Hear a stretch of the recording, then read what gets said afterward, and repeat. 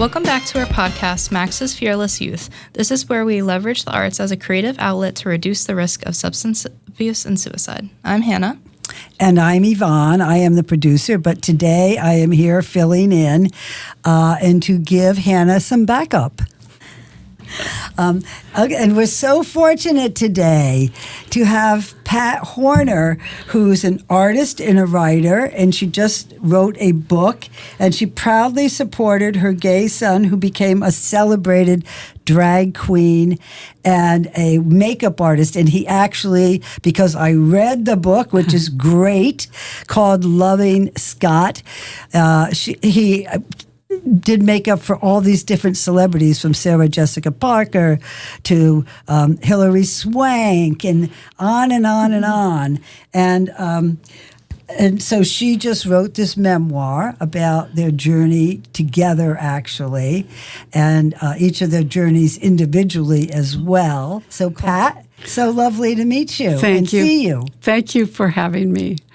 It's a pleasure to be here. I'd love to discuss sort of the beginning of how this all started and sort of what inspired you to get to where you were, or, you know, the journey of it. Oh, the beginning before Scott was born, or the beginning? Yeah. Okay. I go back. It was 1963 when he was born. I was 18 years old, and he was a joy to have as a baby and a little boy, creative, always staring at me while I put my makeup on, and wanting to grab my lipstick and put it on. I can see him in the bathroom mirror getting up there and doing makeup. And of course, his father didn't like that. And some of the people said, "What are you allowing your son to do?" And I said, "Well, the same thing I do. I do the same thing all the time. He's just copying me. That's what babies do." So I supported him through his years of wanting to dress up and have plays, put on performances for the neighbor kids or the cousins or anyone who would come in and watch the plays he did. He always took the starring female role and would wear an old prom dress of mine and one of my wigs and dress up. And he actually became a drag queen years after high school, when he was living in the Lower East Village, and he met a group of young drag queens who performed at the Pyramid Club, Taboo, and Josiah, Lady Bunny, and RuPaul, and this whole group that were actually performing as women. And this was something new. There had been drag queens way back, but it was a very specialized event that maybe was for a holiday show or something. But this was sort of the start of the drag queen era in New York City. When he was young, 19, 20, he lived with a group of boys who were in a grunge rock band, and one of them was doing heroin. And Scott shared a needle and contracted hepatitis C. And as long as he stayed off drugs and alcohol, he would be fine. So for 25 years, he stayed off and built his career. When all the drag queens started asking him to do their makeup, he decided he would go into that profession and was very successful. He did Liza Minnelli and all the actresses and models that were on the covers of magazines. So in the book, there's hundreds of pictures of cover shots and of him, both as drag and his makeup work. So, and when he passed away, I wanted to help the younger people who he had mentored so many when he was in his last 10 years of professionalism, and help them out to become in the design world or fashion world, either as a makeup artist or a hairdresser or designer. So he helped others, and I wanted to help him still continue to help others. And this way I thought the book would do that. Sorry. Tell us a little bit about your journey, because you grew up in Minneapolis. Yes. And when did you start your art career? When did you actually start as an artist? When did you know you wanted to be an artist?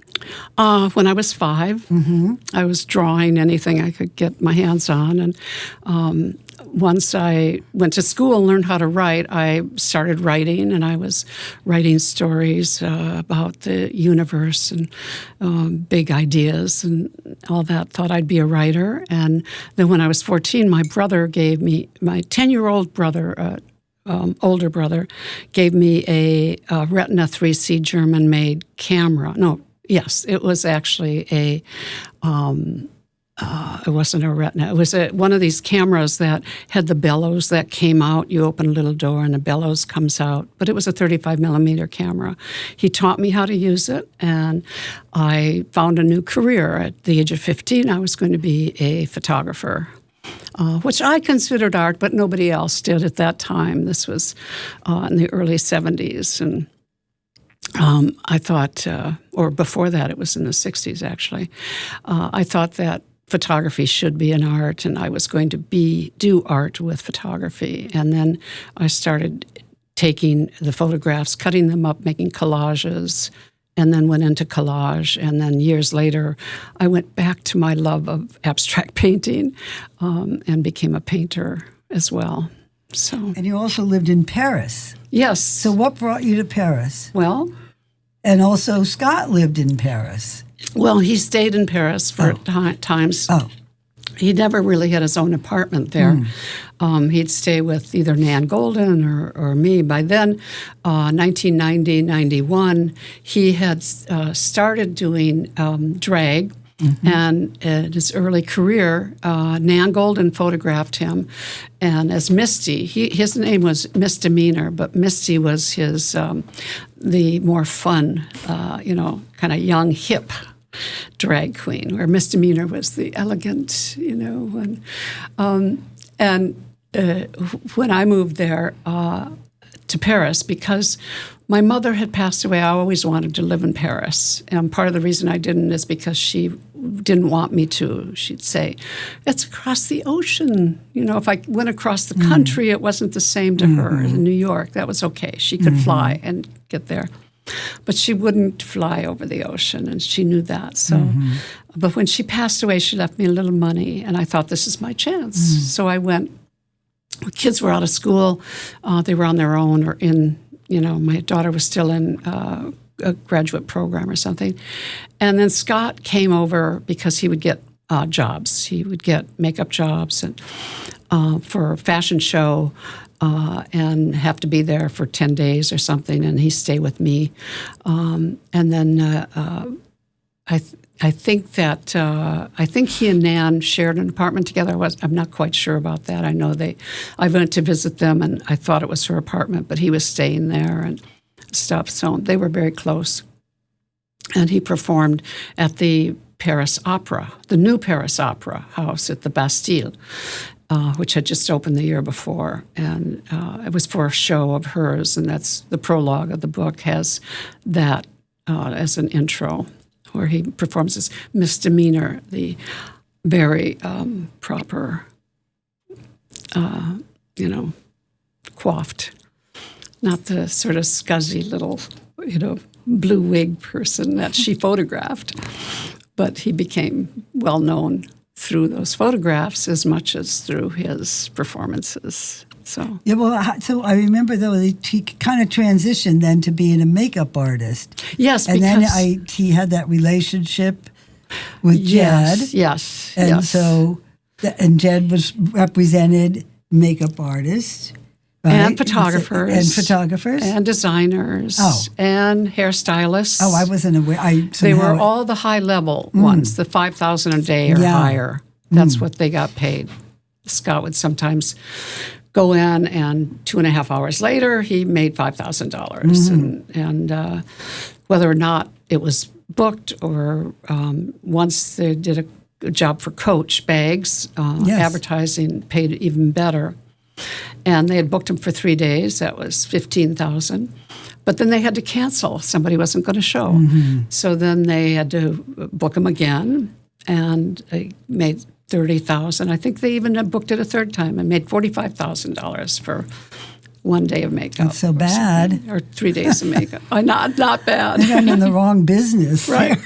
Well, that's what he found out when he started doing makeup. Yeah. And he started because Lady Bunny wanted him to do her makeup. She was always known for perfect makeup. And other drag queens would beg him. It'd take 2.5 hours sometimes to do one face. So he figured, I'll make money doing this. And he did.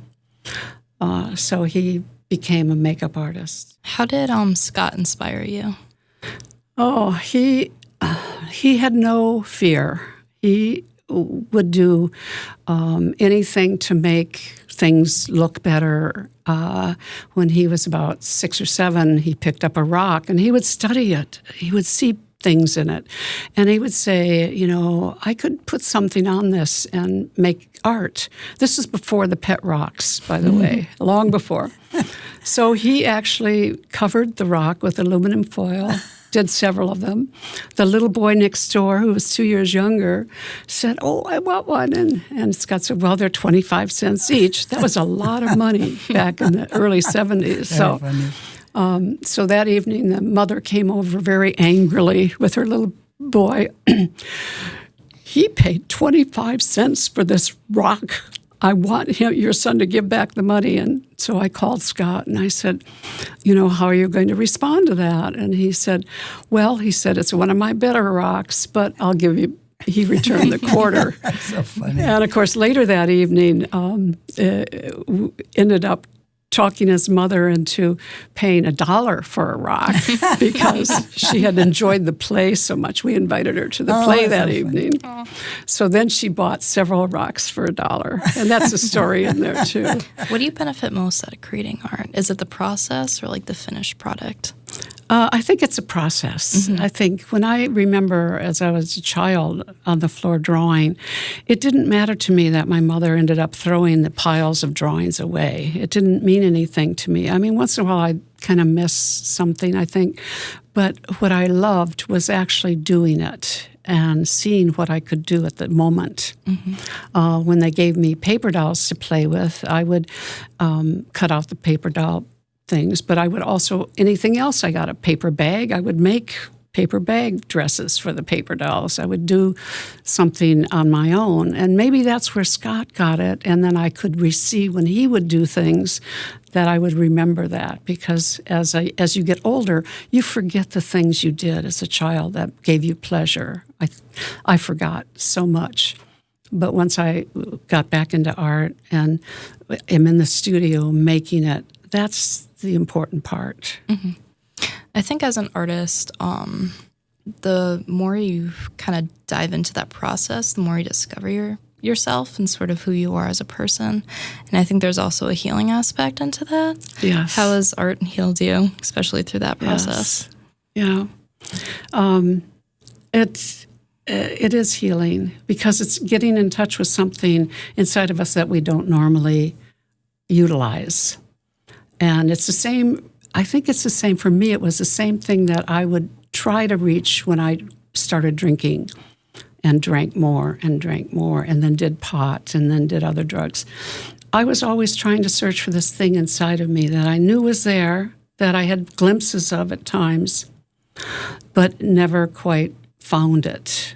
But in the studio, making art, you sometimes get into that part where you're really, really satisfied, happy, in the right place, and you're doing something creative rather than destructive. So for me, it helped replace when I stopped drinking, when I stopped smoking, when I stopped doing drugs. It helped replace that search. Just, go in the studio, make something. What would you like to see change in the world, I think, surrounding like substance abuse and art? I would like to see people have more understanding of the efforts we as humans go through in order to become adult, to be more understanding, to be more trusting, to let their children read books about being gay or about racism or about sexism, to not ban something, to not keep them from looking in places they want to look for, because their future is what they're looking for, and their essence. And I think the essence is what they go to drugs and alcohol for, because the world doesn't allow them to be who they really want to be.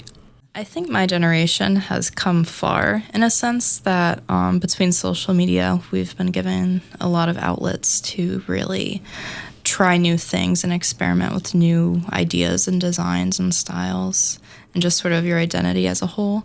And I think it's really good that I feel like my generation has come pretty far in that. Mm-hmm. Where it's like we are more accepting of each other. And yeah, there's a lot of stuff to still be more accepting about. But I think going forward, we have a really good kind of foot in the door that way. That's great. Is there anything that you'd like to say to kind of sum it up? And just understand youth and change and differentness, and be happy that you have that in your life. Thank you so much. Thank you. Thank you for having me. Yeah, it was really wonderful. Yeah.